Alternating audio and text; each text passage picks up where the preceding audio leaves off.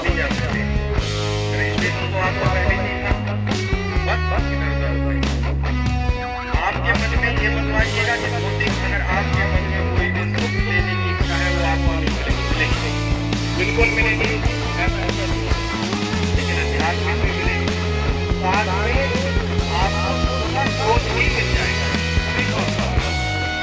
एक गिलास पानी मिलेंगे आप वो मुझे नदी का पता चल जाएगा कि मैं पानी बोलो नदी या गिलास, नदी का पता चल जाए।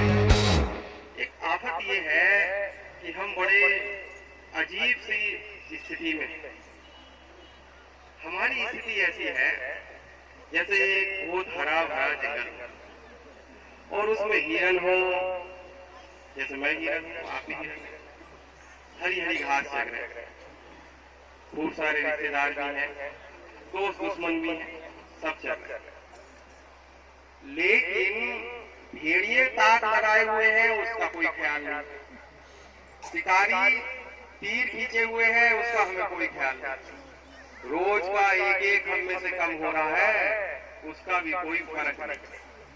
ऐसे जी रहे हैं जैसे मान लो हमारा तो नंबर आना ही नहीं, बस इसका आ गया चलो राम नाम सत करा, बात खत्म हो गई, फिर उसी काम में लग गए, अपना भी नंबर आ जाता है ऐसे चलते चलते। यहाँ जितने भी सुख के साधन हैं या ये कहो दुख दूर करने की जितनी भी विधियां हैं वो सारी ऐसी हैं जैसे कंधे पे एक कुंटल वजन रखा हो सिर पे और फिर उसे कंधे पे कर लो, थोड़ा सा आराम मिल जाए, रिलीफ मिला, परमानेंट आराम नहीं मिलेगा, वो वजन नहीं हटा, वजन तो जब ही हटेगा जब परमानेंट ट्रीटमेंट मिल जाएगा, सही इलाज मिल जाएगा। अब दर्द की गोली खाने से बीमारी खत्म नहीं होती, डॉक्टर वाली बात तो करनी पड़ेगी, ये जिस्म डॉक्टर है, लेकिन बीमारी जब ही खत्म होती है जब आप परमानेंट ये पता करोगे दर्द हो क्यों रहा, मेरी हड्डी बढ़ गई, हड्डी टूट गई, कैल्शियम की कमी है, क्या है, तभी तो परमानेंट ठीक होगा, वरना तो पता चला एक गोली खा ली, दर्द ठीक हो गया, फिर दर्द शुरू हो गया, साथ साथ किडनी और खराब हो गई। तो ये जो हमारे शॉर्टकट पीरियड है, सुख देने की विधियां और दुख हरने की विधियां सब शॉर्टकट है, परमानेंट तो वो गुरु सत्ता है। एक बार मैं गुरु महाराज से कह रहा था कि महाराज आज मैं ये सुनना चाहता हूँ कि आखिर हम है आप क्या है ये दुनिया, बोले फिर कभी बताएंगे। फिर गुरु महाराज ने मुझे बताया और वो ही दृष्टांत मैं आपके साथ आज शेयर करता हूं। कोई गुरु सत्ता, गुरु महाराज ने कहा ये बात मुझे मेरे गुरु ने बताई थी और मेरे गुरु को मेरे गुरु ने बताई। उन्होंने कहा कि तुम और हम एक ऐसी जगह रहते थे जहाँ जो हम चाहते थे वैसे हो जाए, कुछ इच्छा ही नहीं। मेरे द्वारा बहुत से नगर पुल बनते थे इच्छा से मिट जाते। उस परम पिता परमेश्वर ने जब ये बताया, बोले अब मैं तुम्हें तुम्हारी ये कहानी सुना, तुम क्या हुए और कैसे हुए अब सुनो। तुम्हारे मन में इच्छा हुई कि मुझे तो सारे वेद जितने भी भोग और तो नहीं, उन्हें बता देना भैया, हाथ उठा देना, तुरंत बाइक बंद कर देंगे। जो भोग है, विलास है, वो हम लेते, वो गुरु सत्ता जानती है सब चीज। अब अंतर बस इतना था, मैं गुरु सत्ता को नहीं जानता और गुरु सत्ता मुझे जानती है। उन्होंने कहा ठीक है, ढूंढ लो, जो मन करे, जो जहां जाना चाहे वो करो, एंजॉय करो, लेकिन जब बहुत ज्यादा दुख में तकलीफ में हो जाओ और जब तुम्हें लगे कि यार बर्बाद हो गए, अब तो कुछ रास्ता नहीं, तो याद कर मैं आ जाऊंगा, पैसे भी आके घटाता रहूंगा, भूल मत जाना मुझे, वरना जो तुमने इच्छा की है ना, भोग की, विलास की, सुख की, संपत्ति की, आनंद की, ये कहीं तुम्हें लेना दो। अरे नहीं महाराज, हम और आप में अंतर क्या है, हम कर लेंगे, चल दी। और चलते चलते बड़े सारे नगर देखे, बड़े सारे पुर देखे, बड़े सारे महल देखे।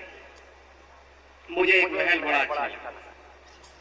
महल में 9 दरवाजे थे, 5 पूरब की ओर, एक उत्तर की ओर था, एक दक्षिण की ओर था और दो पश्चिम की ओर। महल में उसमें जाके मैं कहीं भी कुछ भी आनंद ले सकता था। किसी से कोई सा ऐसा भोग नहीं था जो मैं भोग ना सकूं, किस राज्य में जाके आनंद ना ले सकूं। राज्य में जाने के रास्ते थे, उस राज्य में जाता था, ले लेता था। अगर मुझे गाना सुनना है तो अपने एक रास्ते से दाएं रास्ते से चला गया, कुछ और सुनना है बाएं से चला गया, बढ़िया बढ़िया कुछ और आनंद खुशबू लेनी है, स्वाद लेना है तो कहीं चला गया, पूरा आनंद। अब वो महल मुझे पसंद आया तो मुझे सामने से एक बड़ी खूबसूरत लड़की आती दिखाई, बहुत खूबसूरत।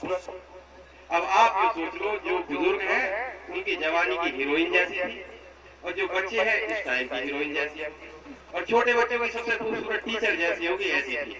मेरे लिए तो बहुत ही खूबसूरत। अब उसे देख के मैं मोहित हुआ और धीरे से मैंने पूछा कि देवी आप कौन?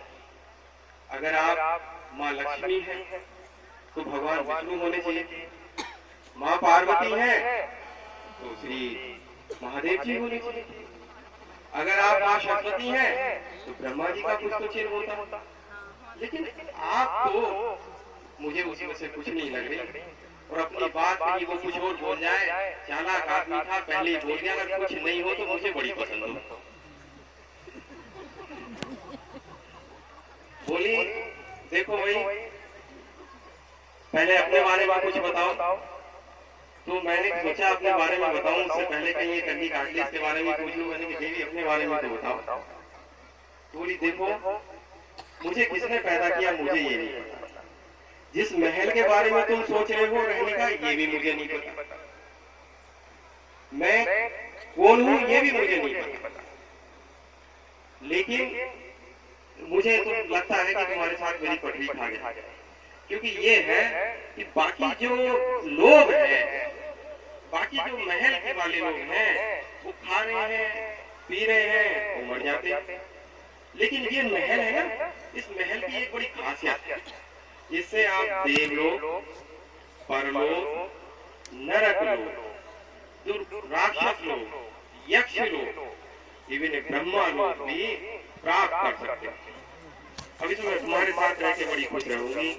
मैंने उसके साथ देखा, उसके बहुत सारे 10 उसके कम से कम चेले चपाटे थे। मैंने कहा ये कौन है? बोले ये मेरी सेविका है। एक बड़ा सांप था जो हर समय फुंकारे मार रहा था। मैंने पूछा ये कौन? कहते हैं ये मेरा रक्षक है। एक और उनका भी बड़ा बली सेनापति भी। तो मैंने कहा ये भी सारे फ्री में मिल जाएंगे, एक काम करो शादी करी। मैंने शादी कर ली। वो बड़े आनंद से मैं उसमें रहना शुरू हो गया। अब मैं जहाँ था वहां से सब छूट गया, बस सुख और आनंद, हर समय सुख में रहना, मौज मस्ती करनी, एंजॉय करना, जिसकी आप सब लोग कामना कर रहे हैं लगातार। अति होती है हर चीज की। एक समय ऐसा आया कि मैंने कहा कुछ शिकार भी कर लिया जाए, कुछ ऐसा काम कर लिया जाए जिसमें पत्नी की सहमति ना हो। करते भी हैं, जैसे कोई बताओ किसकी पत्नी कहती है दारू पीने चले जाओ, नहीं कहती ना। किसकी पत्नी कहती है बाहर जाके हत्याएं करो, पाप करो, किसी की नहीं कहती। लेकिन हमने सोचा कर सकती है, करते भी, हमने किया। आए, पत्नी नाराज हो गई बुरी तरह से। हमने पूछा ये क्यों नाराज है? उसने कहा बिना सहमति के तुमने ये काम किए, गलत किया। पटा लिया, पत्नी थी, मान जानी, मान गई। फिर रहना शुरू हो गए। फिर एक टाइम ऐसा आया, कथा तो इतनी बड़ी है कि सुबह हो जाएगी। सोच रहा हूँ कि गुरु महाराज को भी सुनना है, इसलिए इसे जल्दी खींचना पड़ेगा। एक टाइम ऐसा आया कि पड़ोस में एक राजा यक्षराज, उसके 360 बड़े ताकतवर सैनिक, 360 ही काले और 360 ही भूरे थे। वो रोज मेरे राज्य पर अटैक करते थे, रोज, और रोज भोग विलास की सामग्रियों से मुझे लूट लेते थे। लेकिन मैं एंजॉय में इतना था इतना आनंद में था कि मुझे कुछ ख्याल नहीं कि रोज मैं लुट रहा हूं। रोज मेरा जो सांप था वो लड़ने आ गया। 50-60 साल तक कोशिश की उसने लड़ने की। 60-65वें साल में उसे भी सांस उड़ गया, वो भी परेशान। इतने में ही एक काली औरत थी, काली कन्या, उसकी शादी कहीं नहीं हो रही थी। एक बार महाराज गुरु ने शादी की थी अपने पिता के कहने, उसके अलावा आज तक उसकी शादी नहीं हुई।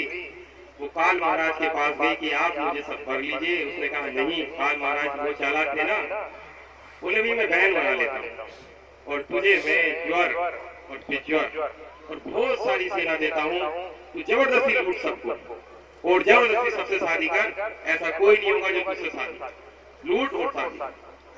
उसने भी मेरे राज्य पर अटैक कर दिया और मैं शांति से पड़ा था, अपना वंश बढ़ा रहा था। बहुत राजे महाराजे और मेरी प्रजा, लड़के लड़की सबकी शादी कर दी। बड़ा खुश था, बड़ा आनंद था और सोच रहा था अरे बड़ा बढ़िया हुआ, माँ मेरी दुनिया बढ़िया चली।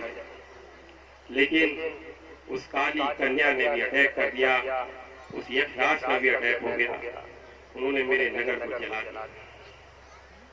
उसमें से किसी तड़फन से मैं निकला हूँ, लेकिन मैंने उस गुरु सत्ता को याद किया।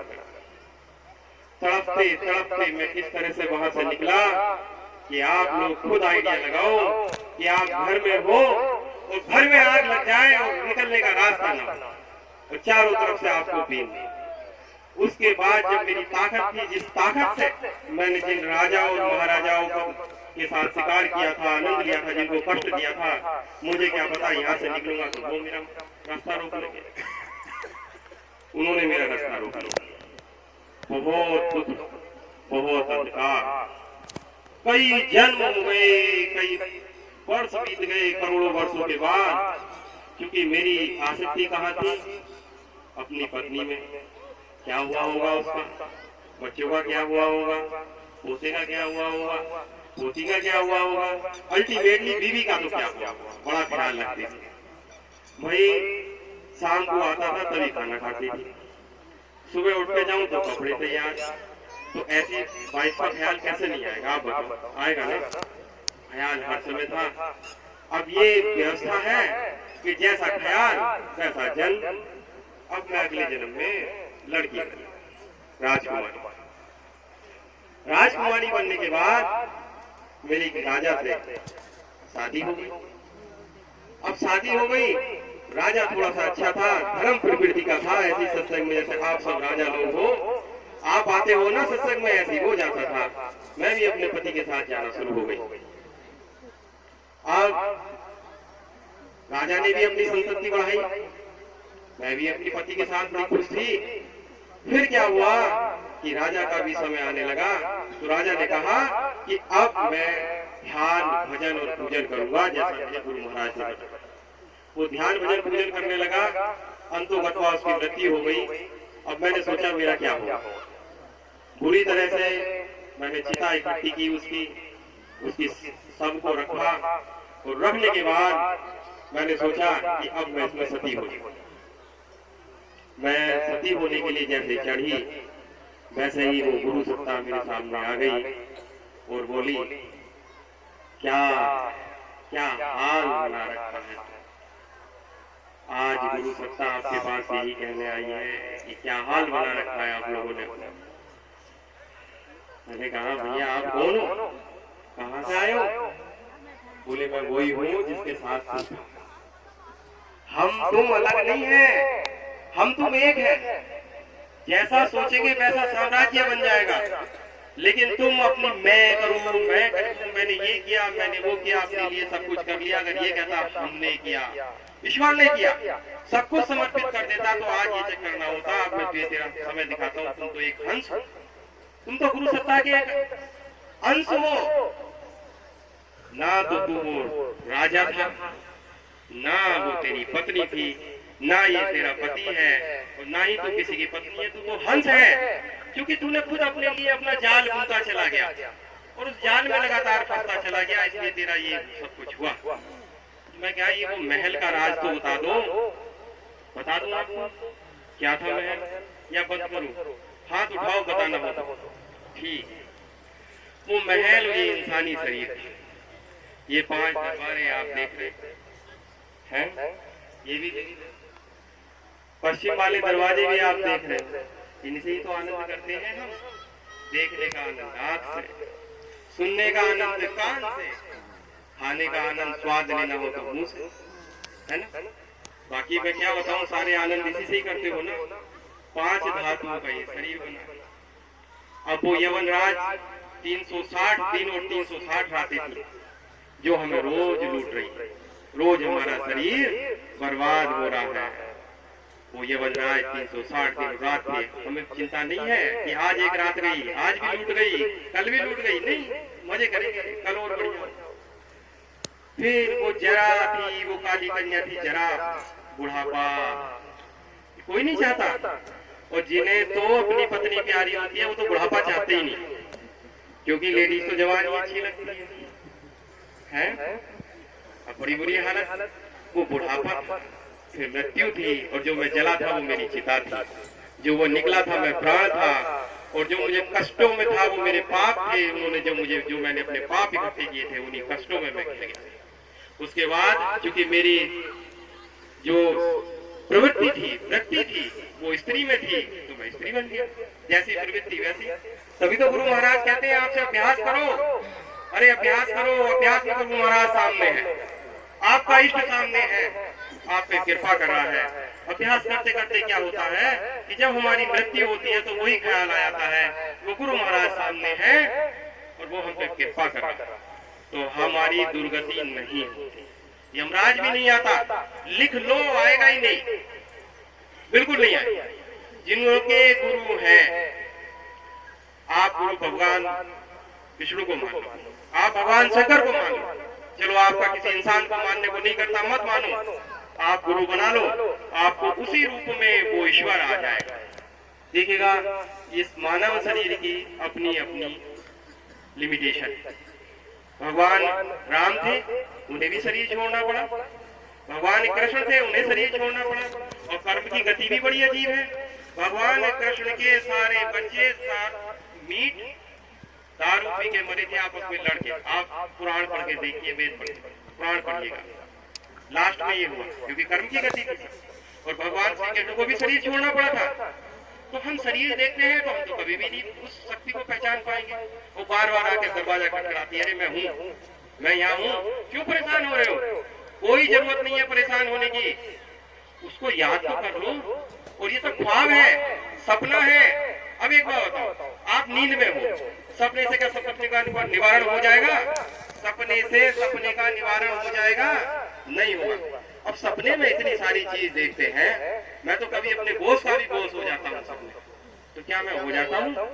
रियल में बॉस से जाके पूछता हूँ, रात सपने में देखा था, कहाँ थे? बोले मैंने तो नहीं देखा, मैं तो अपने यहाँ कई और जगह घूमने गया था, अफ्रीका वगैरह। अरे भाई, वो मेरे सपने में आया था तो वो मेरे सपने में होना चाहिए था, क्यों नहीं है? मेरे द्वारा रचित संसार है वो, मेरा सूक्ष्म शरीर का रचित संसार है वो मैं देख रहा हूँ, सपने में देख रहा हूँ। सब चीज जो नहीं है वो भी देख रहा हूँ।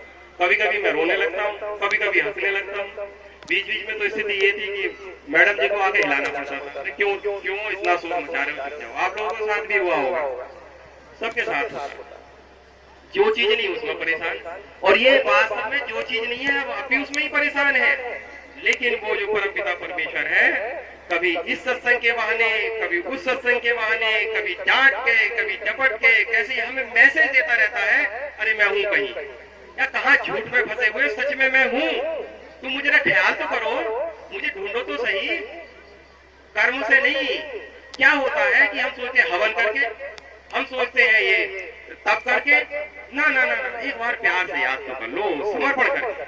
जब आप समर्पण कर लेते हो, बस वो हाजिर बहुत पास है, बहुत निकट है। जितना दूर है उतना ही निकट है। और जब आप उससे जुड़ जाते हो तो जिसने दुनिया बनाई, जिसने सारा यूनिवर्स बनाया, जिसने सूरज चांद बनाए, क्या तुम्हारी एक इच्छा पूरी नहीं करेगा? अपने आप हो जाएगी। आप चाहोगे ही नहीं, आप उससे कहोगे नहीं मेरी इच्छा पूरा कर देगा कोई, यार बस किसी भी तरीके से पार हो, बस हमसे जरा नाता जोड़ो, ये बहुत हो गया, बहुत फंस गया। बस वही बताने गुरु महाराज आए। गुरु महाराज वही चीज बताने आए हैं कि हिरणों की तरह लापरवाह मत रहो। शिकारी बिल्कुल तैयार बैठा है, कब किसका शिकार हो जाए पता नहीं। कब? अभी तो सोच रहे हो कल को ये ऊपर तो ये, हमें तो ये नहीं पता कि कल क्या होने वाला है, कल क्या अभी थोड़ी देर बाद क्या होने वाला है। क्षण क्षण का हमें नहीं पता और हम अज्ञानता में फंसे हुए। महाराज गुरु 5 साल की अवस्था में 6 महीने में भगवान विष्णु को पा लिया था। और मंत्र क्या था? आप भी बोल दो। ओम नमः भगवते वासुदेवाय नमः। बोलो।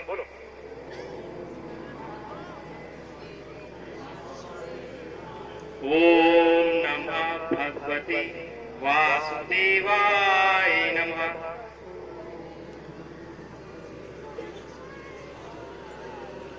ओम नमः भगवते वासुदेवाय नमः।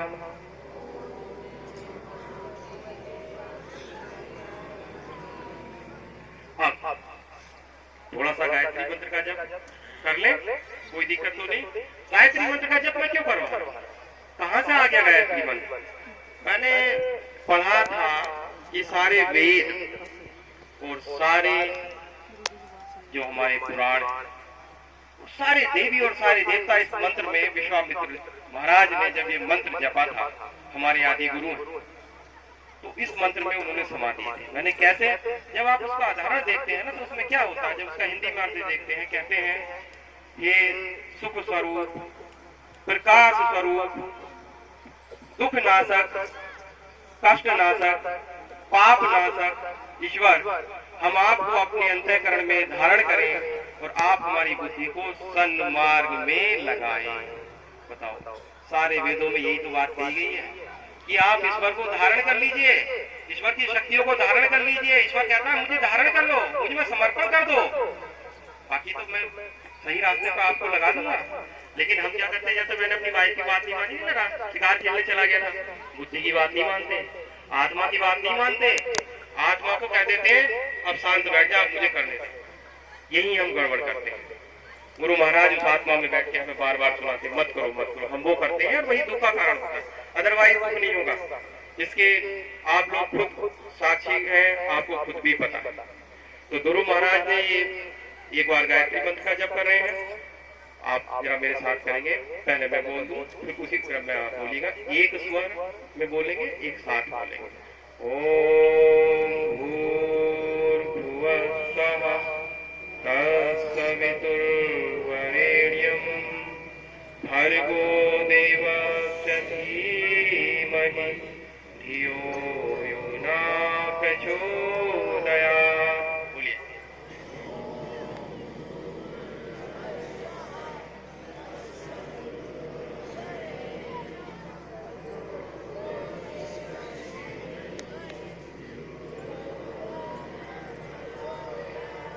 ओम भूर्भुवः स्वः तत्सवितुर्वरेण्यं भर्गो देवस्य धीमहि धियो यो न प्रचोदयात्।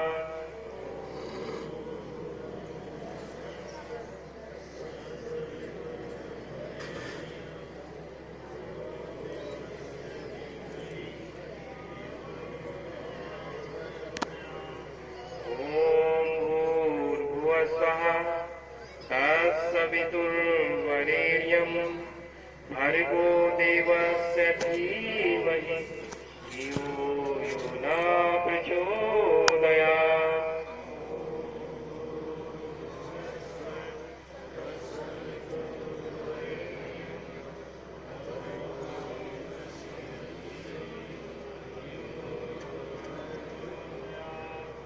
धन्यवाद। आप सब लोगों का बहुत बहुत धन्यवाद। आपने मुझे सुना और आप सब लोगों ने इस शरीर को यहाँ बुलाया।